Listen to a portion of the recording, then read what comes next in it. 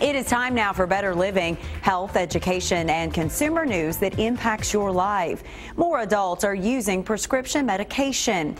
Researchers studied nationwide data to evaluate trends in prescription drug use. They found it increased from 51% in 1999 to 2000 and 59% in 2011 to 2012.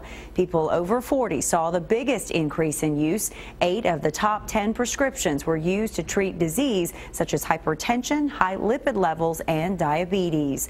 A recent study in the medical journal JAMA Oncology is adding fuel to the argument that breast cancer is being overdiagnosed and overtreated. Nearly 60,000 women a year are told they have DCIS, a non-invasive form of breast cancer.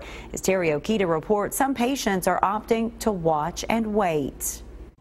After a routine mammogram 3 years ago, 52-year-old Barbara Mann was diagnosed with ductal carcinoma in situ, the earliest form of breast cancer. The initial reaction was, get this out of my system. DCIS accounts for up to 25% of all screen-detected breast cancers.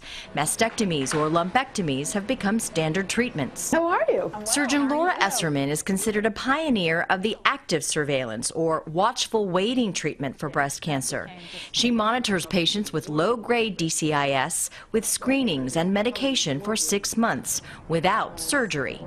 Part of the personalization of medicine in breast cancer is not just to do more for those who need it, but to do less for those that don't. If DCIS shows little or no growth, patients can avoid more aggressive treatment, which has worked so far for Barbara. It just was an immense relief.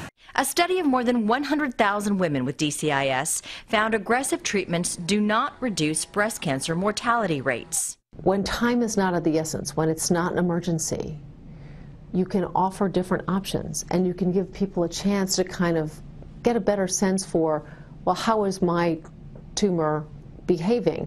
But studies suggest that about 1/3 and possibly more of DCIS cases will progress to invasive cancer if left untreated. The challenge is pinpointing which types of DCIS are most likely to worsen. Kristen Orantia's mother died from breast cancer. The 42-year-old knew she was at high risk when she was diagnosed with DCIS last June.